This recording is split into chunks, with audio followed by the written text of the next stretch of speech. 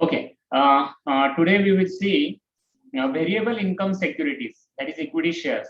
How the investment account prepare for the variable income securities.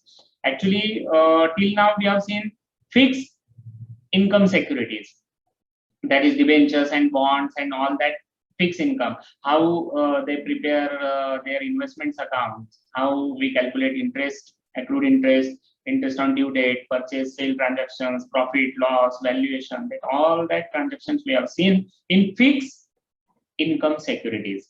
But now we will see variable income securities, which is why it is called variable, because this income on that investment is variable, not fixed. Debentures as always fixed interest, that is 10%, 15%. But in variable income securities, especially of equity shares, we get dividend. But dividend is on dependent on your profit, right? So if you get profit in that particular year, then we can say we will get dividend. But if we get loss year on year, then how we can get this dividend? So your income is not fixed. That is variable in kind of, you get that income. That's why it's called variable income securities. Okay. Accounting for investment in equity shares. The income on variable income securities like equity shares is neither certain or not at fixed rate or not received on fixed rate. यानी equity shares का जो भी आपको income मिलेगा वो fix भी नहीं होता है और फिक्स डेट को मिलेगा ही, फिक्स रेट को मिलेगा, ये फिक्स नहीं होता है. Okay. Dividend process. Dividend is always calculated on the face value or nominal value of the shares. यानी जो डिविडेंड कैलकुलेट होता है इक्विटी शेयर पे, वो फेस वैल्यू और नॉमिनल वैल्यू पे ही होना चाहिए. जैसे इंटरेस्ट कैलकुलेट करते थे आप, वैसे सेम डिविडेंड का है. Dividend always calculated on the face value और nominal value of the shares.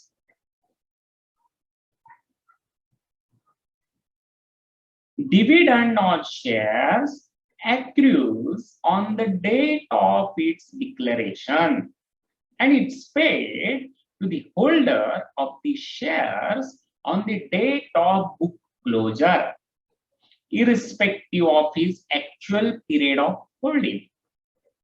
यानी जो डिविडेंड रहता है वो कब आपको मिल जाता है? जब डिक्लेयर होता है तब वहां पे वो एक्रू हो जाता है, जमा हो जाता है वहां पे, और होल्डर को पेड किया जाता है जब बुक आप क्लोज करते हो, जब फाइनेंशियल बुक आपका क्लोज करते हो तब उसको मिलता है. यानी वहां पे ये देखा नहीं जाता कि एक्चुअल पीरियड कितना होल्डिंग किया है. जैसे इंटरेस्ट में देखते थे अपन 3 महीना, 6 महीना, 2 महीना, 1 महीना एक्रूड इंटरेस्ट देखते थे. ऐसा नहीं है डिविडेंड के बारे में. डिविडेंड पूरे साल का जो भी है मिलेगा, वहां पे होल्डिंग कितना किया है वो देखते नहीं है. आज जिसके नाम पे वो इक्विटी शेयर्स है उसको डिविडेंड मिलने वाला है, वो पूरे साल का मिलता है. जब वो डिक्लेयर होता है उसी टाइम वो एक्रू हो जाता है. ओके. और पेड आपका जब बुक क्लोज होगा तब आपको पेड किया जाएगा. बट यहाँ पे आपको कुछ इंटरेस्ट एक्रूड जैसा करने की जरूरत नहीं रहती. यहाँ पे कुछ पीरियड ऑफ होल्डिंग बिल्डिंग ऐसा कुछ नहीं देखा जाता. Okay. Dividend is recorded only when actually received. Dividend आप रिकॉर्ड कब करोगे? जब एक्चुअली रिसीव्ड होगा तो. No entry is pass for accrued dividend relating to the period before acquisition. यानी आपका एंट्री पास करने की जरूरत नहीं है एक्रूड डिविडेंड की. जैसे एक्रूड इंटरेस्ट की करते थे आप, वैसे एक्रूड इंटरेस्ट की वहां पे एंट्री करने की जरूरत नहीं है. The period before acquisition is treated as capital received. यानी आप एक्विजिशन के पहले, एक्विजिशन मतलब परचेस करने के पहले जो भी डिविडेंड रहेगा उसको बोलते हैं capital received and credited to the investment account. Investment account के क्रेडिट साइड में आएगा। एंड आफ्टर एक्विजिशन यानी आप परचेस करने के बाद जो डिविडेंड मिलेगा उसको बोलते हैं उसको आप क्रेडिट कब करोगे, credited to the dividend account, यानी डिविडेंड अकाउंट को क्रेडिट करोगे आप। ओके, जो परचेस करने से पहले का जो रहेगा डिविडेंड उसको कैपिटल रिसिप्ट बोलेंगे, वो इन्वेस्टमेंट अकाउंट के क्रेडिटेड यानी अमाउंट कॉलम में लिखेंगे। But after acquisition credited to dividend account, dividend account को कब देना है, अगर आपने परचेस किया है उसके बाद अगर डिविडेंड डिक्लेयर हुआ है तभी जाके वो डिविडेंड अकाउंट में ही जाएगा। ओके, तब तक डिविडेंड अकाउंट नहीं है, तब तक वो क्या रहेगा, capital receipt. Okay, bonus shares, an investor of equity shares may receive bonus shares for which shareholders do not make any payment. These shares received because of existing holding. The investor will record the receipt of bonus shares on the debit side of investment account in the number of shares or face value column only. This will reduce the cost of existing holdings. As per Income Tax Act, in case of sale of bonus shares, the full sale proceeds are treated as capital gains. यानी an investor of equity shares may receive bonus shares for which shareholders do not make any payment.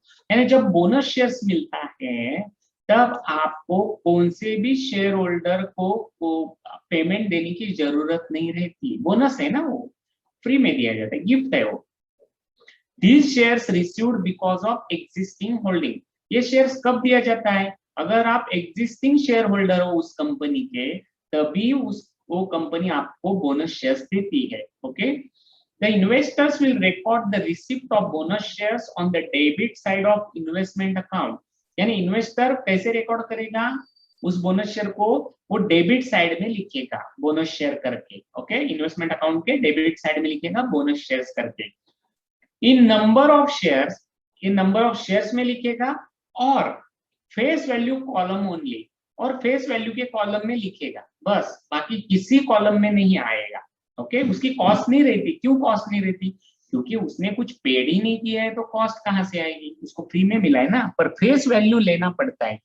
Okay, this will reduce the cost of existing holdings as per income tax act. In case of sale of bonus shares, the full sale proceeds are treated as capital gains.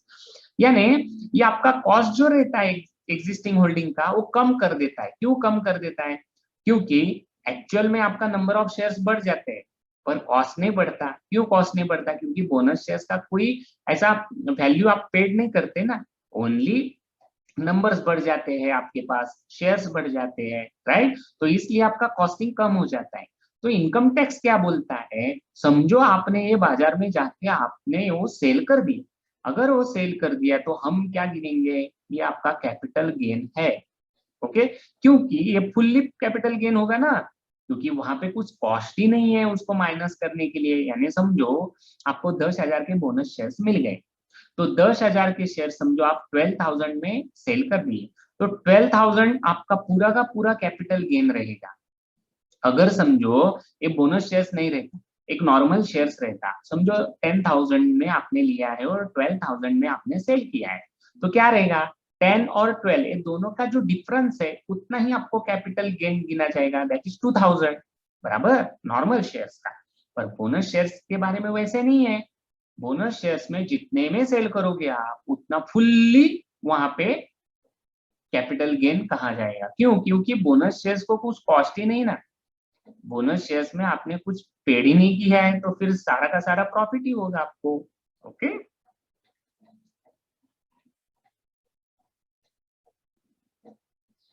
Right shares, right shares represent the offer given by the company to existing shareholders to subscribe shares at specific price. If the shareholders decide they can pay the amount and the company will allot shares, in case they decide not to accept the shares, they may ignore the same or if possible may dispose the offer consideration, the amount received is credited to profit and loss account as per accounting standard 30. यानी right shares represent the offer given by the company to existing shareholders to subscribe shares at specific price. यानी एक उदाहरण के लिए लीजिए, समझो आपको company ने जो पहला शेयर्स इशू किया था या फिर आपने शेयर्स खरीद लिया था, समझो 100 रुपए का है, ओके 100 रुपए का है, और बाद में क्या हुआ, ये 100 रुपए का शेयर्स बाद में थोड़े दिन जाने के बाद राइट शेयर्स, एक नया शेयर्स इशू किया, राइट शेयर्स। हाँ, किसको राइट शेयर्स दिया जाता है? जो एग्जिस्टिंग शेयर होल्डर रहते हैं ना, उनको ही दिया जाता है। तो राइट शेयर सेल कर दिया किसने? कंपनी ने इशू कर दिया, और उन्होंने क्या बोला, ओके एक 50 रुपए में आपको दे देते हैं, क्योंकि आप एग्जिस्टिंग शेयर होल्डर हो ना हमारे, तो आपको 50 रुपए में देंगे, जो 100 रुपए का था ना वो 50 रुपए का देंगे, एक स्पेसिफिक प्राइस में देंगे, वो एक थोड़ा कंसेशन देंगे आपको, और बोलेंगे कि 50 रुपए दे दो, हमको क्या ज्यादा नहीं चाहिए। ओके समझो, if the share holder decided they can pay the amount and company will allot the share. अगर शेयर होल्डर को लगा कि हाँ चलो दे दो, 50 रुपए में दे रहे तो 50 रुपए में ले लो, तो फिर कंपनी उसको अलॉट करेगी। अगर in case they decided not to accept the share, अगर उसने शेयर एक्सेप्ट नहीं किया उस शेयर होल्डर ने, तो दे मे इग्नोर द सेम और इफ पॉसिबल में dispose the offer for consideration. यानी कैसा है, वो इग्नोर कर सकते उस ऑफर को, नहीं चाहिए हमें, 50 रुपए में दे रहे हो ना, नहीं चाहिए हमें, और उसको डिस्पोज भी कर सकते हो। कंसिडरेशन, डिस्पोज मतलब वो बाहर आप सेल भी कर सकते हो उसको, बाहर के बाहर, यानी ये 50 रुपए की मैं नहीं ले रहा हूँ, पर मैं दूसरे को सेल करता हूँ, ऐसा कंसिडरेशन भी आप कर सकते हो। The amount received is credited to profit and loss account as per accounting standard 30। तो ये इन्वेस्टमेंट अकाउंट में नहीं आएगा, जो बाहर आप सेल करोगे, आप म्यूचुअल कंसिडरेशन से सेल करोगे, तो ये शेयर्स आपको इन्वेस्टमेंट अकाउंट में नहीं दिखेंगे, वो प्रॉफिट एंड लॉस को डायरेक्टली ट्रांसफर होगा। ओके तो उसकी एंट्री इन्वेस्टमेंट अकाउंट में नहीं आती है। ओके पर आपने अगर राइट शेयर्स लिया, खरीद लिया, ओके तो उसकी एंट्री आने वाली है, और बाद में सेल कर दिया उसकी भी एंट्री आएगी। पर आपने खरीद नहीं लिया है, वही शेयर्स डायरेक्ट थर्ड पार्टी को आपने ट्रांसफर कर दिया, तो फिर उसकी एंट्री प्रॉफिट एंड लॉस में आएगी। ओके राइट शेयर्स में देखिए, acceptance of right shares when issued, then nominal value record in nominal value column,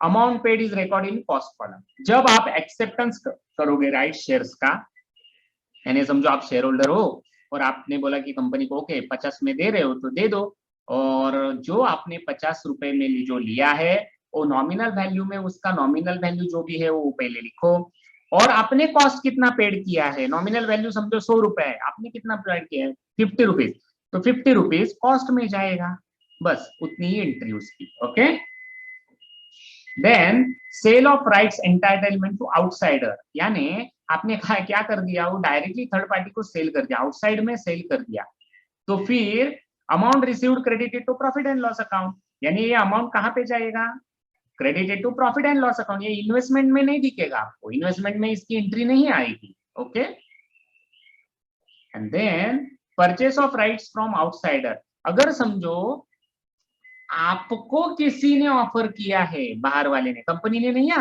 जैसे आप थर्ड पार्टी को सेल कर रहे हो, म्यूचुअली सेल कर रहे हो, वैसे ही आपको किसी ने, दूसरे ने उसको राइट शेयर मिला है उसके कंपनी से और आपको दिया है उसने, तो उसका एंट्री आपके इन्वेस्टमेंट अकाउंट में कैसा रहेगा, amount paid to the seller of right and to company's right price is debited to investment account in the cost column।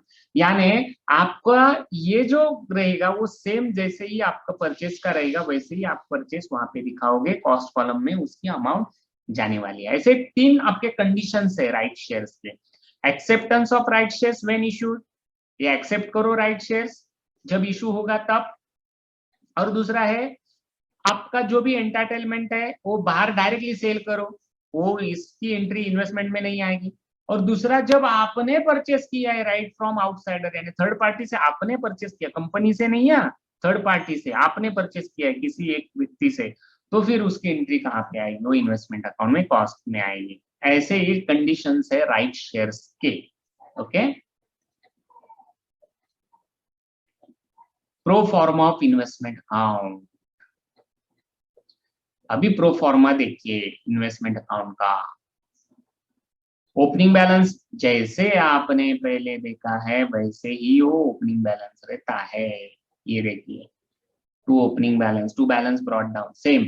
अभी कॉलम्स देखिए, डेट है, पर्टिकुलर्स है, nominal value that is face value, then dividend का column, यहाँ पे आपने interest का column देखा था पहले, यहाँ पे आएगा डिविडेंड का कॉलम, और लास्ट में कॉस्ट का। बाकी सब कॉलम सेम, सेम कॉलम, सिर्फ यहाँ पे कैसा डिविडेंड सिर्फ लिखा जाता है बस, बाकी column same, date, particular, nominal value, dividend, cost. Credit में भी same.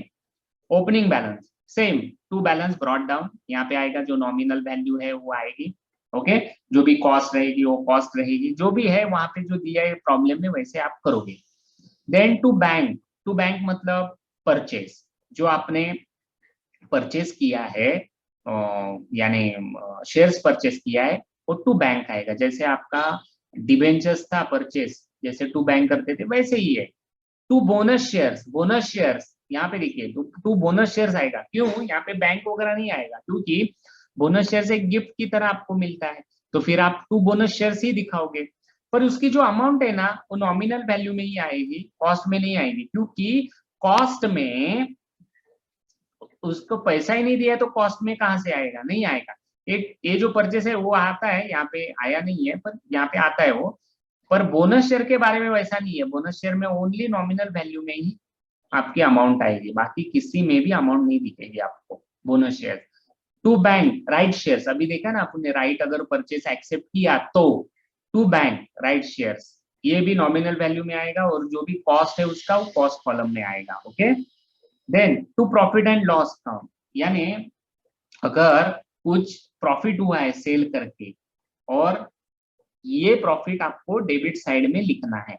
Okay, to profit and loss, यानी ये ट्रांसफर करना है आपको, जो डिविडेंड है ना, डिविडेंड ये ट्रांसफर करना है, जैसे इंटरेस्ट का करते थे ना ट्रांसफर, वैसे ही ये डिविडेंड का ट्रांसफर करना है। ओके, देन क्रेडिट साइड देखिए, बाय बैंक, ये सोल्ड की एंट्री है, अगर आपने शेयर सोल्ड कर दिया तो। ओके, नॉमिनल वैल्यू में जो भी है वो आएगा। Oh no no, sorry sorry sorry sorry, ये आपका डिविडेंड का है, डिविडेंड रिसीव्ड का है। जो डिविडेंड आप रिसीव्ड करोगे ना वो डिविडेंड रिसीव्ड का है। ये डिविडेंड के कॉलम में कौन सा आएगा, जो आप एक्विजिशन करने के बाद अगर डिविडेंड डिक्लेयर हुआ तो ये डिविडेंड कॉलम में आएगा। अगर आप एक्विजिशन मतलब परचेस करने के पहले का डिविडेंड डिक्लेयर है तो ये कॉस्ट में जाएगा। ओके, जो ये करना है ना प्रैक्टिकली, जब अपन प्रॉब्लम करेंगे ना तब आपको समझ में आ जाएगा कि ये डिविडेंड कॉलम में क्या आएगा और कॉस्ट कॉलम में क्या आएगा। पर ये याद रखिए, आप जब परचेस करते हो ना, समझो आपका डिविडेंड डिक्लेयर हुआ है, समझो 1 अप्रैल 2020। ओके, डिविडेंड डिक्लेयर हुआ आपका, और डिविडेंड डिक्लेयर होने के बाद आपने अगर परचेस किया, समझो 10 अप्रैल में परचेस किया, तो 10 अप्रैल में जब परचेस करोगे आप, तब आपको ये कॉस्ट कॉलम में डिविडेंड लेना पड़ेगा, जो डिविडेंड रहेगा वो, क्योंकि 1 अप्रैल में डिक्लेयर हुआ है, राइट। और अगर समझो आपने परचेस किया 30 मार्च को, और 1 अप्रैल को अगर आपका डिविडेंड डिक्लेयर हुआ है, यानी इसका मतलब क्या, आपने परचेस करने के बाद डिक्लेयर हुआ, तो ये डिविडेंड कॉलम में जाएगा। ओके, यानी परचेस करने के पहले का जो डिविडेंड रहता है वो कॉस्ट कॉलम में, उसके बाद जो परचेस करने के बाद जो डिविडेंड मिलेगा वो डिविडेंड कॉलम में, ये याद रखिए। ओके, देन बाय बैंक, ये सोल्ड की एंट्री है। ओके, नॉमिनल वैल्यू में नॉमिनल वैल्यू, देन कॉस्ट, ये सोल्ड की एंट्री है। Then by balance carried down, जैसे अपन क्लोजिंग बैलेंस करते हैं, क्लोजिंग बैलेंस क्लोज करते हैं, वैसे ही ये by balance carried down. Okay, ऐसा है ये investment account. Okay, investment account का इक्विटी शेयर्स का, वेरिएबल इनकम का ये फॉर्मेट। ओके, अभी देखिए recording share transactions in the investment account, कैसे रिकॉर्ड किया जाता है वो देखेंगे। फर्स्ट, परचेस की entry, when shares are purchase, nominal value is entered in the nominal value column debit side, यानी डेबिट साइड में नॉमिनल वैल्यू जो भी रहेगी वो नॉमिनल वैल्यू कॉलम में लिखना है आपको। Cost is entered in the capital column debit, यानी जो लास्ट वाला कॉलम रहता है ना वो कॉस्ट कॉलम में जो भी कॉस्ट रहेगी, जो भी यानी समझो नॉमिनल वैल्यू है आपकी 100 रुपए, आपने 90 में खरीद लिया तो 90 रुपए यहाँ पे आएगा कॉस्ट कॉलम में, और 100 रुपए कहाँ पे आएगा नॉमिनल वैल्यू में। ओके, यहाँ पे कुछ एक्रूड इंटरेस्ट इंटरेस्ट नहीं देता, यहाँ पे एकदम इजी है, नो प्रॉब्लम। जैसे डिबेंचर में एक्रूड इंटरेस्ट वगैरह निकालना पड़ता है, वैसे इसका कुछ मामला नहीं है, यहाँ पे डिविडेंड डिक्लेयर होने के बाद ही वो देखा जाता है। Okay, now next, when shares are sold, अगर शेयर सोल्ड कर दिया तो nominal value is entered in the nominal value column, credit side में। हाँ, ये नॉमिनल वैल्यू जो भी रहेगी वो नॉमिनल वैल्यू कॉलम में रहेगी।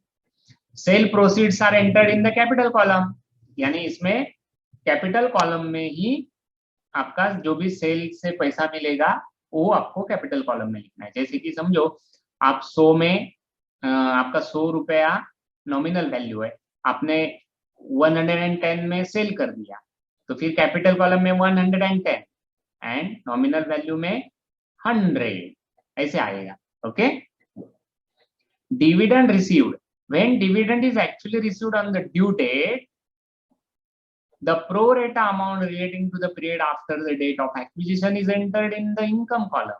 जैसे मैंने अभी एक उदाहरण ये 2 रुपए बताया था आपको कि जो भी आपका after the date of acquisition यानी after the date of purchase जो भी आपका डिविडेंड रहेगा वो डिविडेंड इनकम कॉलम में जाएगा, यानी डिविडेंड करके जाएगा, और जो आपका अमाउंट समझो परचेस करने के पहले का डिविडेंड रहेगा वो आपका कैपिटल कॉलम यानी कॉस्ट में जाएगा, राइट। इनकम कॉलम मतलब डिविडेंड कॉलम, हाँ, जो डिविडेंड कॉलम अपन ने एक देखा था ना बीच वाला, वो डिविडेंड कॉलम मतलब इनकम कॉलम, और ये कैपिटल कॉलम मतलब कॉस्ट। ओके, तो जो भी आफ्टर एक्विजिशन जो भी आपको डिविडेंड मिलेगा वो इनकम कॉलम में लिखो, यानी डिविडेंड के कॉलम में लिखो। अगर वो पहले का रहेगा यानी एक्विजिशन के पहले का तो कॉस्ट में लिखना चाहिए, क्योंकि जो पहले वाला रहता है ना जिससे आप परचेस किए हो उसका है ना वो डिविडेंड, क्योंकि उसके पास था ना डिविडेंड, तब जब डिविडेंड डिक्लेयर हुआ तब उसके पास था। समझो ए और बी दो है, समझो आप बी का अकाउंट बना रहे हो इन्वेस्टमेंट अकाउंट, हाँ, समझो बी ने ए से खरीद लिया शेयर्स, पर समझो ए ने जब बी ने जब खरीद लिया ना ए के पास से तब डिविडेंड डिक्लेयर नहीं हुआ था। डिविडेंड कब डिक्लेयर हुआ, ए के पास था तब डिक्लेयर हुआ था, तो ये ए का ही उसका हक है उसके ऊपर, इसलिए वो कॉस्ट में दिखाते हैं, तो परचेस में उस कॉस्ट को दिखाना ही चाहिए। ओके, और समझो बी ने जब खरीद लिया उसके बाद अगर डिविडेंड मिला तो उसका बी का हक है, इसलिए डिविडेंड कॉलम में आएगा। ओके, ये सिंपल लैंग्वेज में आपको बताता हूं। Okay,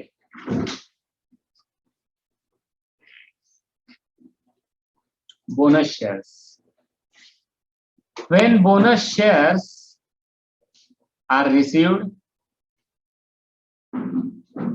the nominal value of such bonus shares is entered in the nominal column debit side, यानी बोनस शेयर्स का जो भी नॉमिनल वैल्यू रहेगा वो नॉमिनल वैल्यू कॉलम में यानी डेबिट साइड में आपको लिखता है। जैसे अपन ने अभी प्रोफॉर्मा देखा था ना, 2 bonus shares, same. No amount is entered in the capital column, यानी कॉस्ट कॉलम में कौन सी भी अमाउंट नहीं आने वाली है। क्यों नहीं आने वाली, क्योंकि बोनस शेयर्स में कुछ आप पैसा नहीं देने वाले हो, एक गिफ्ट के तौर पे आपको मिलने वाला है ये, इसलिए वो कॉस्ट कॉलम में नहीं आएगा। Okay, subscribing to right shares, when the right shares are subscribe, यानी समझो कंपनी ने राइट शेयर्स इशू किया है, जैसे उदाहरण आपको दिया था ना मैंने, ये 100 का शेयर्स रहता है एक्चुअल में, पर आपको एक 50 में कंसेशन रेट में दे दिया कंपनी ने, तो राइट शेयर्स दे दिया, तो समझो अगर राइट शेयर सब्सक्राइब कर दिया, एक्सेप्ट कर दिया, हाँ चलो दे दो मेरे को 50 रुपए में, नो प्रॉब्लम, तो फिर क्या करेंगे, nominal value is entered in the nominal value column debit side, हाँ, नॉमिनल वैल्यू कॉलम में आएगा।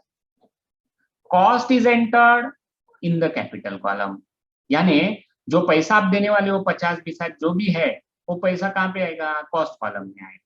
ओके, नॉमिनल वैल्यू में नॉमिनल वैल्यू, और जो भी पैसा आप पेड करोगे वो कॉस्ट कॉलम में आएगा। जब आप राइट शेयर सब्सक्राइब करोगे यानी राइट शेयर एक्सेप्ट करोगे तब, हाँ। Sale of right entitlement when the rights are sold without subscribing, यानी कैसा है, आपने सब्सक्राइब नहीं किया, आपने लिया नहीं वो शेयर्स, पर आप थर्ड पार्टी को अगर म्यूचुअली सोल्ड कर दिया, बाहर के बाहर ही सोल्ड कर दिया, यानी कंपनी को बोला कि मेरे को मत दे दो, एक पार्टी है उसको डायरेक्टली दे दो, तो फिर क्या होगा, no entry is made in the investment account. Investment account में कौन सी भी एंट्री नहीं आने वाली है, क्योंकि आपने कुछ लिया ही नहीं है, आपने कुछ पेड किया ही नहीं है, वो डायरेक्टली थर्ड पार्टी को आप सेल कर रहे हो, इसलिए।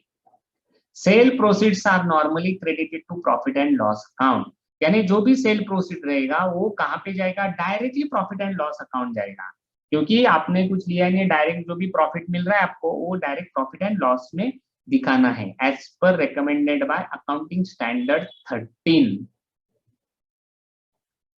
ओके, इसके ऊपर का जो भी प्रॉब्लम रहेगा वेरिएबल इनकम का, वो वेरिएबल इनकम का प्रॉब्लम नेक्स्ट क्लास में अपन देखने वाले हैं कि कैसे किया जाता है, कैसे शेयर की शेयर का राइट शेयर कैसे उसका ट्रांजेक्शन रहता है, परचेस कैसा रहता है, डिविडेंड कैसे निकालना है, pre acquisition dividend, post acquisition dividend. इसमें आपको इंटरेस्ट एक्रूड वगैरह ऐसा कुछ नहीं रहता, इसमें डिविडेंड के बारे में सोचा जाता है, सिर्फ इंटरेस्ट में इंटरेस्ट हो एक्रूड फिक्स इनकम में रहता है, इसमें नहीं रहता है। ओके, आज अपन ने क्या देखा है, फिर से देखते हैं।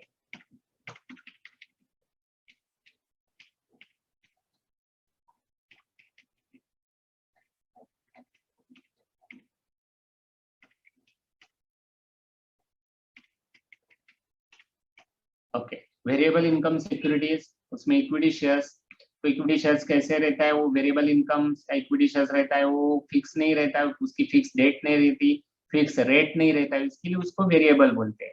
इसमें डिविडेंड प्रोसेस रहता है, डिविडेंड मिल जाता है, पर डिविडेंड कौन से बेसिस पे कैलकुलेट होता है, फेस वैल्यू के ऊपर, नॉमिनल वैल्यू के ऊपर डिविडेंड कैलकुलेट होता है। पर डिविडेंड जो रहता है आपका, जब भी डिक्लेयर होता है डिविडेंड, तभी उसको देखा जाता है, उसमें कुछ एक्रू नहीं होता, जब डिक्लेयर होता है तभी एक्रू होता है, उसके पहले नहीं होता। और पेड तब होता है जब आपका बुक क्लोज वगैरह होता है, तब पेड होता है आपको। ओके, तो उसमें एक पीरियड कितना होल्डिंग किया है, 2 महीने 3 महीने आपके पास है, ऐसा सोचा नहीं जाता, जब भी आपका वो पेड रहेगा उस डेट को, और जब भी वो डिक्लेयर होगा तभी वो सोचा जाता है। ओके, नेक्स्ट है, dividend is recorded only when actually received, no entries pass for accrued dividend, accrued dividend वगैरह ऐसा कुछ नहीं रहता। ओके, और बिफोर एक्विजिशन अगर लिया तो उसको कैपिटल रिसिप्ट बोलते हैं, और आफ्टर एक्विजिशन जो रहेगा आपका, वो आपको डिविडेंड के कॉलम में लिखना पड़ेगा। Okay, then bonus shares, bonus shares यानी कैसा रहता है, गिफ्ट के तौर पे होता है, उसमें कुछ कॉस्ट वगैरह नहीं रहती, जो भी एग्जिस्टिंग शेयर होल्डर रहते हैं उनको दिया जाता है, वो बोनस शेयर्स दिया जाता है, राइट। तो बोनस शेयर्स देने में आपको नॉमिनल वैल्यू कॉलम में ही नॉमिनल वैल्यू का सब लिखना है, आपको कुछ कॉस्ट वगैरह नहीं लिखना है, क्योंकि आपने कुछ पैसा ही नहीं पे किया है, तो कॉस्ट में कैसे आएगा, सिर्फ only in nominal value column.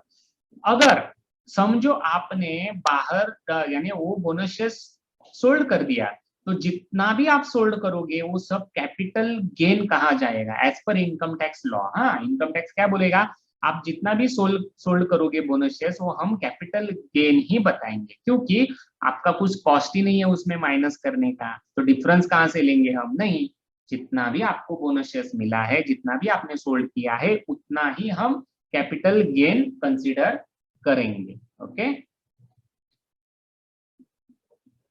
Then right shares जो रहता है, वो कंपनी एग्जिस्टिंग शेयर होल्डर्स को कई राइट शेयर्स इशू कर देती है, 2 साल 3 साल के बाद वगैरह ऐसे दे देती है राइट शेयर्स, यानी एक सर्टन एक कंसेशन प्राइस में दे देती है। ओके, थोड़ा कम प्राइस रहता है और दे देती है उनको। तो शेयर होल्डर के पास ऑप्शंस रहते हैं कि राइट शेयर्स एक्सेप्ट करें, राइट शेयर्स ले लो, और जितना भी पैसा है स्पेसिफिक प्राइस वो पेड कर लो, या फिर वो ऐसा भी कर सकता है, थर्ड पार्टी को दे भी सकता है, राइट। यानी वो थर्ड पार्टी को भी दे सकता है, डायरेक्टली सोल्ड कर सकता है, पर उसकी एंट्री इन्वेस्टमेंट कॉलम में नहीं दिखेगी, आपको डायरेक्टली वो प्रॉफिट एंड लॉस को क्रेडिट करना पड़ता है। ओके, वो भी ऑप्शन रहता है। और एक तीसरा ऑप्शन क्या रहता है, वो कंपनी नहीं देती आपको, पर बाहर से किसी से आप अगर राइट परचेस कर रहे हो तो वो भी आपकी एंट्री इन्वेस्टमेंट में आएगी। ओके, सिर्फ जो थर्ड पार्टी को आप सोल्ड करोगे ना वो नहीं आएगी, जब एक्सेप्ट करोगे तब ये नॉमिनल वैल्यू और कॉस्ट कॉलम में दिखेगी।